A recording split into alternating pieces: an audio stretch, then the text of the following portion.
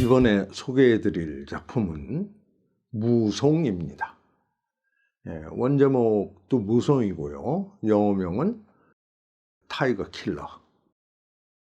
또 밀리터리 파인이라는 영어명도 있는데 그야말로 호반무의 소나무송을 직역한 것 같습니다.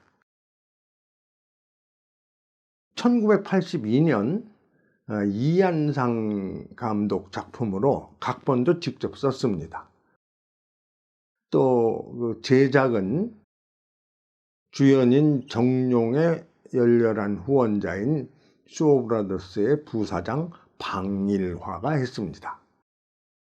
출연은 정룡, 곡봉, 왕평, 유영, 정묘, 양지경 등입니다.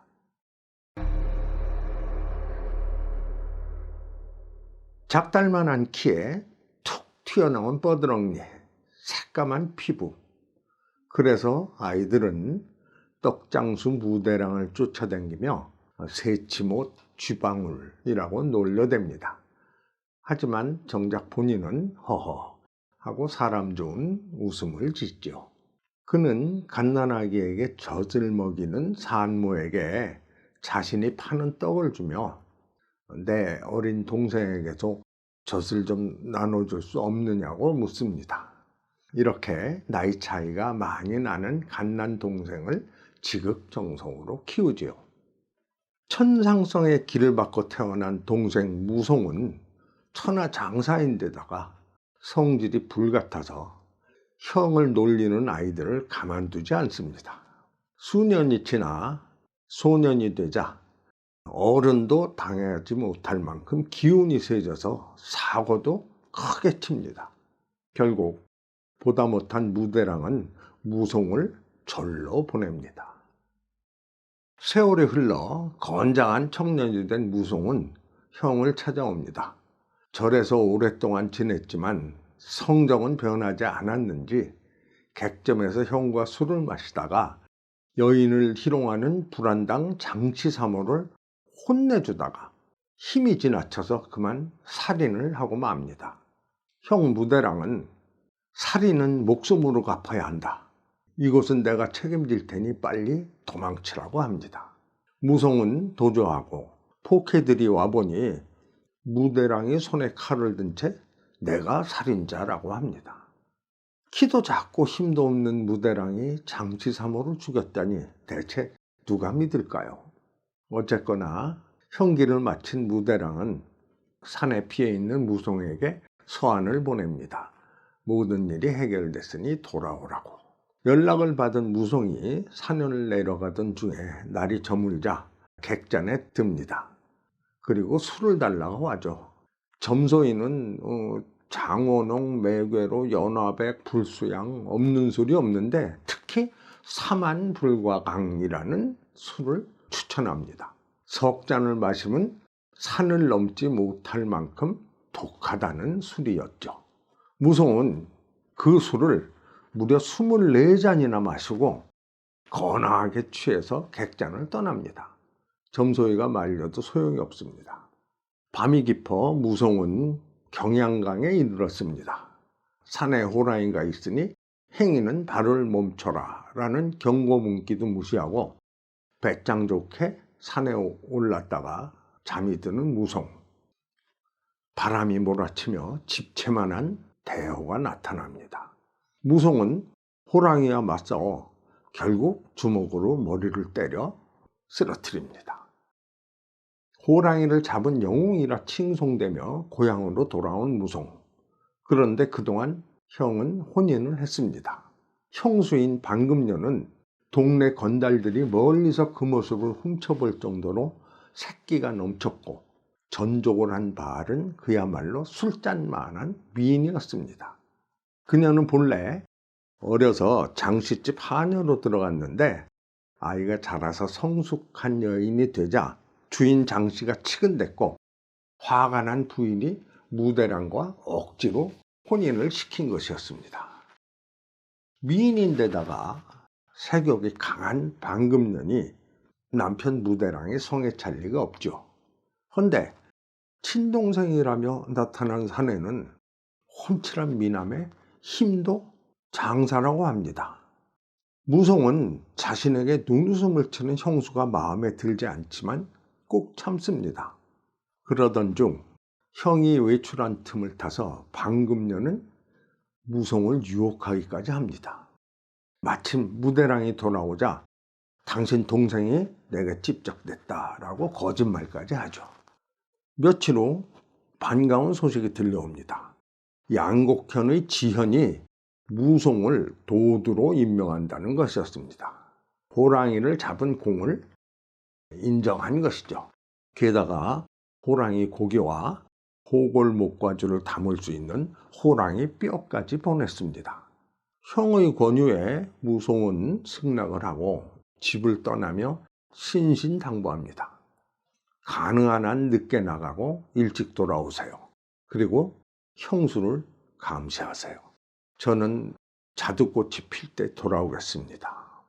무송이 집을 떠나자 반금년은 노골적으로 바람을 피우기 시작합니다. 옆집 사는 왕파파가 사내들과 다리를 놓는 역할을 하죠. 그 가운데 금년의 마음에 든 사내는 서문경이었습니다.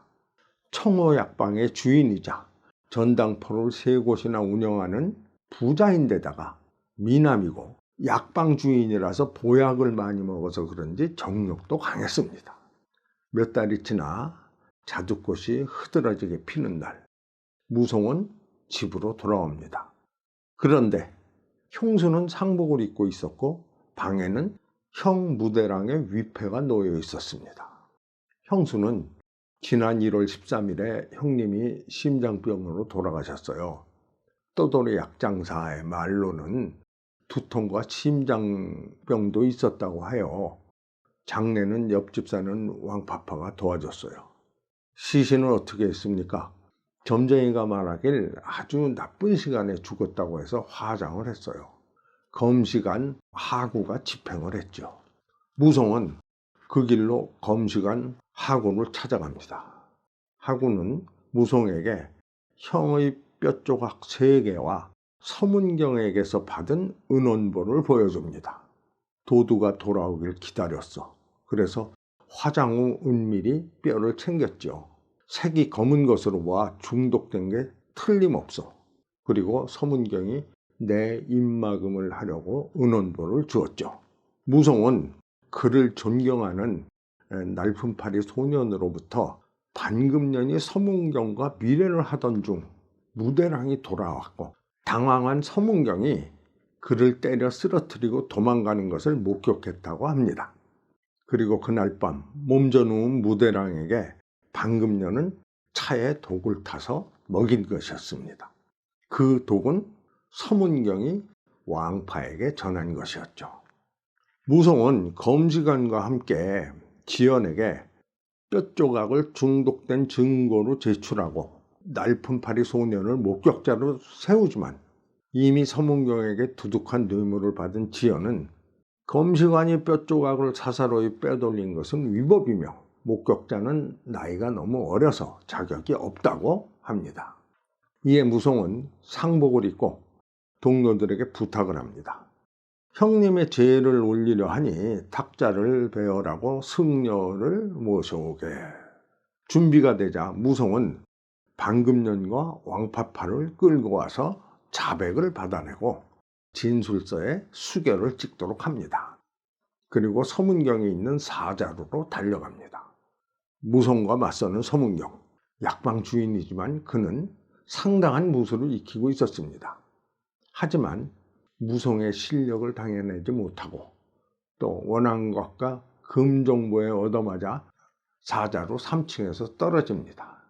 3층에서 뛰어내린 무송은 그의 목을 자르고 관아에 자수를 하러 갑니다.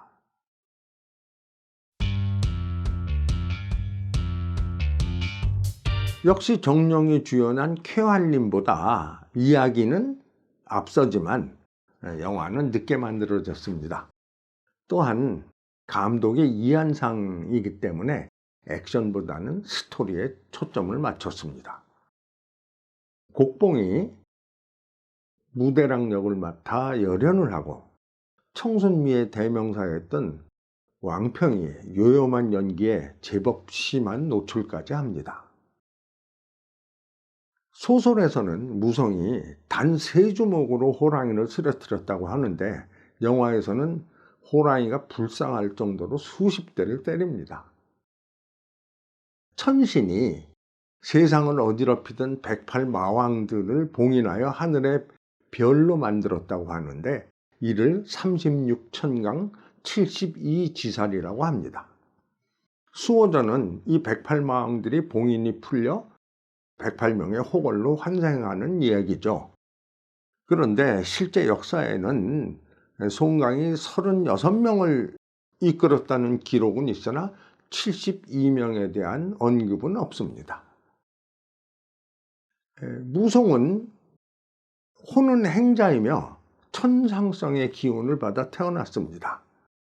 다른 사람들을 살펴보면 송강은 천괴성, 지다성 오용은 천기성, 임충은 천웅성, 시진은 천귀성, 노지심은 천고성, 양지는 천암성, 또 흑산풍 이규는 천살성입니다.